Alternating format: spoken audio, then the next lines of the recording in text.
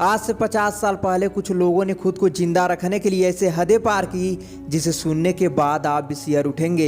यह 72 दिनों के उस संघर्ष की कहानी है जब एक फ्लाइट क्रैश होने के बाद दो लोगों ने हर एक पल मौत को मात दी और जिंदा रहने की आस को अपने सीने में जगाए रखा। यह कहानी है 13 अक्टूबर 1972 की, जब उरुग्वे की रग्बी टीम को ओल्ड क्रिश्चियन क्लब की टीम के चिली के साथ मैच खेलना था और वह चिली जाने के लिए एक प्लेन में सवार होकर 12 अक्टूबर को उरुग्वे के 19 प्लेयर, मैनेजर, उनके मालिक और उनके दोस्तों के साथ प्लेयर से खिलाड़ी मेंबर में उड़ान भरते हैं। इसके साथ इसमें 5 क्रू मेंबर थे और यह प्लेन उरुग्वे के एयरफोर्स का था। विमान के उड़ान भरने के कुछ ही समय के बाद मौसम खराब होने के बाद उसे चिली की जगह अर्जेंटीना में उतारना पड़ता है और यहीं पर रुककर मौसम साफ होने का इंतजार किया जाता है और अगले दिन यहाँ से चिली के लिए उड़ान भरता है। और पायलट की बात सुनकर सभी लोग हैरान रह जाते हैं क्योंकि उसे रडार पर फ्लाइट दिख ही नहीं रही होती है।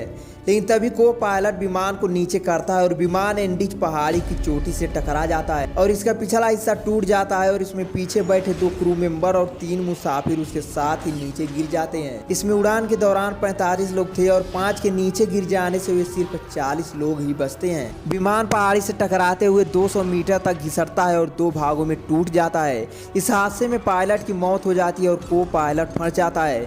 विमान में भी 12 लोगों की मौत हो गई थी लेकिन 35 लोग अभी भी जिंदा थे। लेकिन अगले दिन 5 अन्य लोगों की और मौत हो जाती है। एटीसी की रडार से विमान के गायब होने के अगले दिन ही 4 विमान सर्च ऑपरेशन में लग जाते हैं लेकिन कोई सफलता नहीं मिलती। दूसरे दिन 3 देशों के 11 विमान सर्च ऑपरेशन के लिए निकलते हैं और क्रैश विमान के कुछ लोग उनको देख भी लेते हैं। वह सर्च फ्लाइट को देखते हुए चिल्लाते हैं पर बर्फ होने के कारण ऊपर उड़ रहे विमान उन्हें नहीं देख पाती है। ऐसा 3 बार हुआ जब क्रैश विमान के लोगों को सर्च फ्लाइट दिखी और उन्होंने हर एक मुमकिन कोशिश की लेकिन कोई सफलता नहीं मिली। 8 दिन तक सर्च ऑपरेशन करने के बाद उसे बंद कर दिया जाता है क्योंकि मौसम खराब होने के कारण इतने दिन तक वहाँ कोई जिंदा नहीं रह सकता था। सरकार की तरफ से निर्णय लिया गया कि गर्मी पड़ने पर उनके शवों को ढूंढने के लिए सर्च ऑपरेशन चलाया जाएगा। एंडीज पहाड़ी पर फंसे लोगों ने माइनस तापमान से बचने के लिए टूटे फ्लाइट के टुकड़ों को इकट्ठा किया और उसकी सील करने की कोशिश की। विमान में सवार लोगों में 2 मेडिकल के छात्र भी थे। इनके पास कुछ मेडिकल किट भी थी और वह उनसे घायलों को बचाने में लगे थे। लेकिन 9वें दिन एक और शख्स की मौत हो गई। अब खुद को जिंदा रखने के लिए जंग शुरू होती है। विमान में खाने के लिए कुछ ज़्यादा सामान भी नहीं था क्योंकि इनको ज़्यादा लंबा सफ़र करना नहीं था। इनके पास खाने के नाम पर 8 चॉकलेट के डिब्बे, जैम के 3 बोतल, खजूर, ड्राई फ्रूट्स, कैंडीज और कई बोतल वाइन थी। उनके पास जो पानी था वो भी खत्म हो गया था।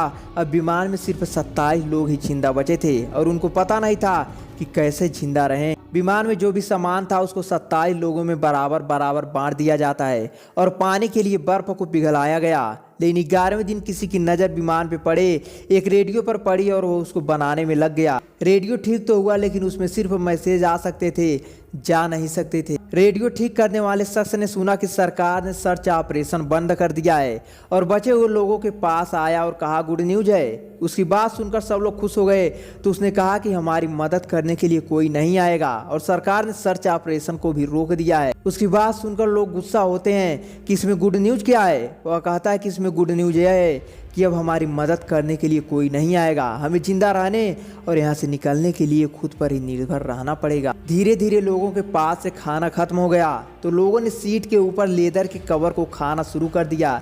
लेकिन इसको खाने के बाद वो बीमार पड़ने लगे और मरने लगे।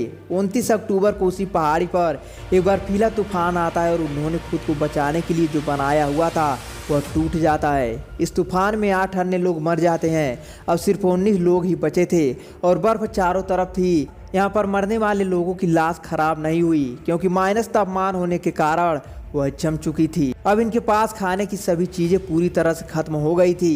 बचे हुए लोग बैठकर यह बात करने लगे कि अब जिंदा रहने के लिए क्या करें। और फिर ऐसा फैसला होता है जिसे सुनने के बाद आपके रोंगटे खड़े हो जाएंगे। प्लेन के टूटे कांच से टुकड़े बनाकर लाशों के मांस को काटा गया और पहली बार उसको खाया गया।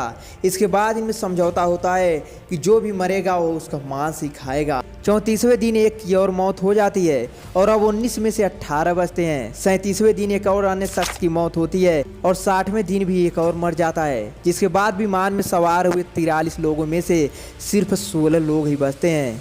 पूरे 2 महीने बीत जाने के बाद उनका वजन भी आधा हो चुका था। 60वें दिन इनमें से 2 प्लेयर यह तय करते हैं नेंडा और केंसा कि हम यहाँ बैठकर नहीं मरेंगे और बचने के लिए यहाँ से बाहर निकलेंगे।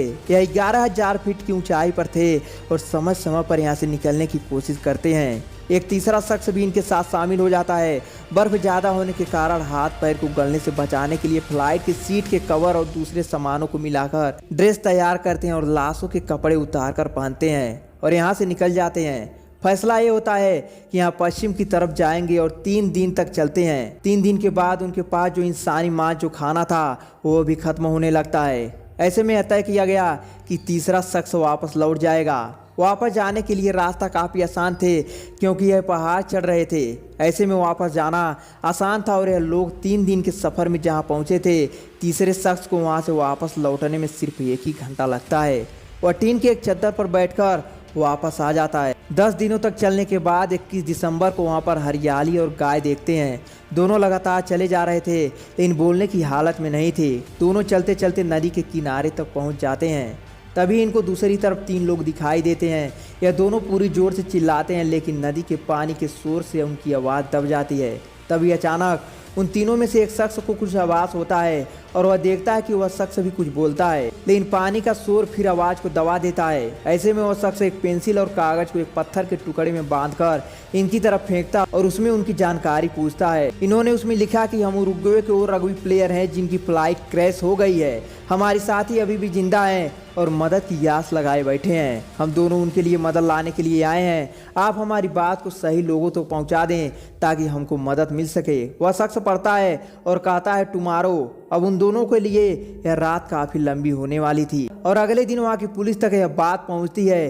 चिली अथॉरिटी वहाँ भाग कर आती है और इन दोनों को वहाँ से पिक कर लिया जाता है, अस्पताल ले जाया जाता है। इसके बाद इन दोनों को लेकर 3 हेलीकॉप्टर जाते हैं। वहाँ पर सिर्फ एक चापर उतर सकता है। ऐसे में सिर्फ 7 गंभीर लोगों को एक चापर में लाया जाता है, बाकी को अगली सुबह वहां से ले जाया जाता है। और जब उनसे पूछा जाता है कि आप जिंदा कैसे बचे तो उन्होंने सच्चाई बताई।